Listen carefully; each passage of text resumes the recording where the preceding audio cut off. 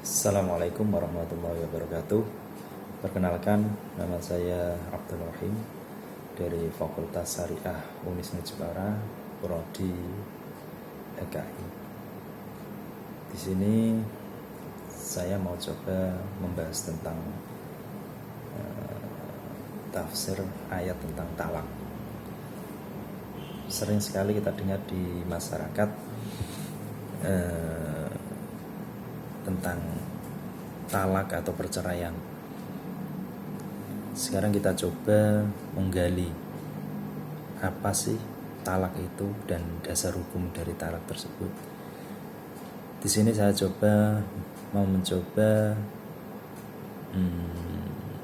menggali dasar hukum talak, yaitu dari ayat Al-Quran surat Al-Baqarah ayat 229. A'udzubillahi minasyaitonirrajim. Bismillahirrahmanirrahim. At-talaqu marratani fa imsakun bima'rufin aw tasrihun bi ihsan. Wa la yahillu lakum an ta'khudhu mimma ataytumuhunna shay'an illa an yakhafa an la yuqima hududallah. Wa in khiftum alla yuqima hududallahi fala junaha 'alayhima fima ikhtadat bih.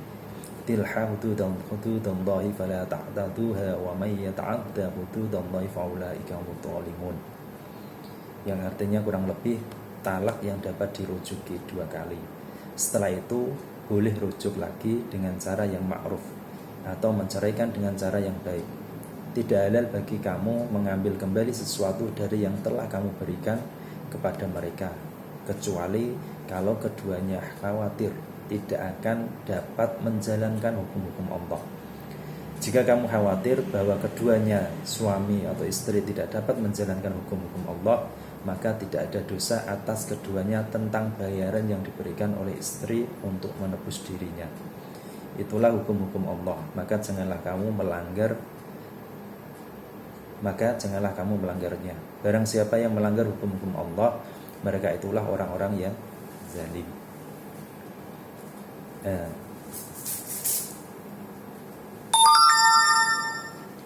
Sebelum kita lanjut, kita harus tahu talak itu ada 2 macam, yaitu talak syarih dan talak kinayah.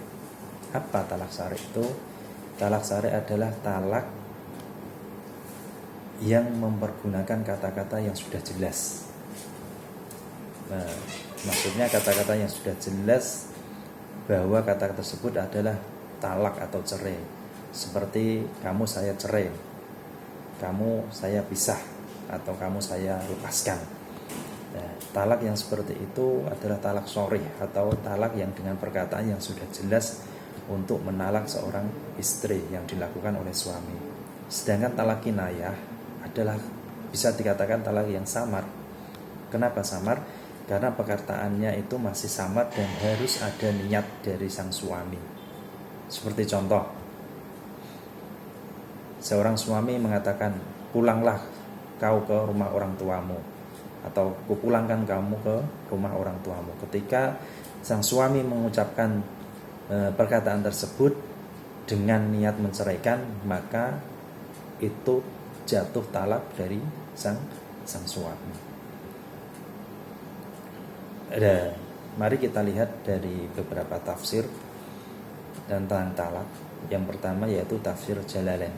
Di sini menerangkan talak atau perceraian yang dapat kembali rujuk itu ada 2. Setelah itu boleh memegang mereka dengan jalan rujuk secara baik-baik tanpa menyusahkan mereka atau melepas. Artinya perceraian mereka dengan cara baik pula. Tidak halal bagi kamu, hai para suami, untuk mengambil kembali sesuatu yang telah kamu berikan kepada mereka berupa mahar atau mas kawin jika kamu menceraikan mereka, kecuali kalau keduanya khawatir. Maksudnya si suami atau istri itu tidak dapat menjalankan hukum-hukum Allah, artinya tidak dapat melaksanakan kewajiban-kewajiban yang telah digariskan oleh Allah. Menurut suatu qiraat dibaca yukafa secara pasif, sedangkan an la yuqima menjadi ba'dal istimal bagi dhamir yang terdapat di sana. Terdapat juga bacaan dengan baris di atas pada kedua fi'il tersebut. Jika kamu merasa khawatir bahwa mereka berdua tidak dapat menjalankan hukum-hukum Allah, maka tidaklah mereka itu berdosa mengenai uang tebusan yang dibayarkan oleh pihak istri untuk menebus dirinya. Artinya, tak ada masalah jika pihak suami mengambil uang tersebut, begitu pula pihak istri jika membayarnya. Itulah yakni hukum-hukum yang disebutkan di atas. Peraturan-peraturan Allah, maka janganlah kamu melanggarnya. Barang siapa yang melanggar peraturan-peraturan Allah, maka hendaklah orang-orang yang aniaya. Sedangkan dalam tafsir modern, saya ambil contoh penafsiran talak dari menurut Profesor Quraish Shihab dan Sayyid Qutb. Berdasarkan hasil penelitian dapat ditarik kesimpulan bahwa Sayyid Qutb dalam penafsirannya memandang hukum talak sebagai manhaj ilahi yang telah diatur sesuai dengan fitrah manusia. Talak sebagai solusi atau jalan terakhir yang diberikan dalam mengatasi persoalan suami istri. Artinya bahwa talak itu diambil atau terjadi perceraian itu adalah jalan yang terakhir ketika memang persoalan-persoalan dalam rumah tangga itu sudah tidak dapat diatasi, sudah tidak dapat dibangun kembali, maka memang jalan satu-satunya adalah talak. Sedangkan menurut Quraish Shihab bahwa baik rujuk maupun cerai semua harus dilakukan dengan ma'ruf, dengan baik, yakni dengan keadaan yang baik serta terpuji. Di sini menceraikan digarisbawahi dengan ma'ruf, sedangkan cerai dengan ihsan. Metode yang digunakan Sayyid Qutb ialah dengan metode analitis atau lebih dikenal dengan tahlili. Tafsir ini berupa tafsir sastra dengan karakteristik tafsir adabi istima'i. Sedangkan Quraish Shihab menggunakan metode maudhu'i dengan menafsirkan sesuai dengan urutan masa turunnya surat-surat Al-Quran.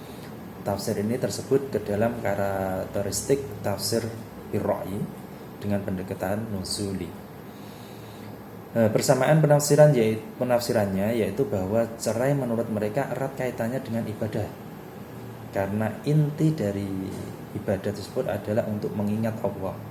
Begitu halnya dengan pernikahan yang merupakan ibadah kepada Allah. Menurutnya hubungan keduanya harus memiliki kesinambungan antara satu dengan yang lain. Sedangkan perbedaan antara penafsiran keduanya terletak pada metode yang mereka gunakan dan karakteristik yang mereka miliki. Dari kesimpulan di atas bisa kita ambil kesimpulan bahwa satu, talak itu terbagi menjadi dua, yaitu tadi sharih dan kinayah. Dan seorang suami boleh kembali rujuk kepada istrinya itu ketika talak 1 dan 2. Dan setelah terjadi talak yang ketiga, maka sang suami tidak bisa langsung rujuk. Bisa rujuk tapi harus si istri harus nikah dulu dengan orang lain.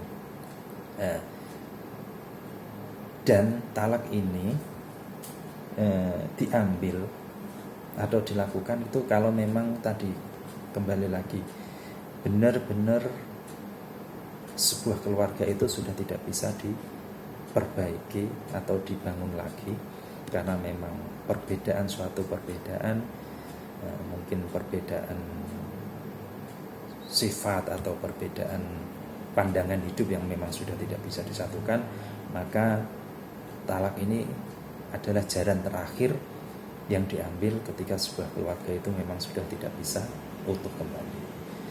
Mungkin sedikit dari saya penjelasan tentang talak, semoga bermanfaat.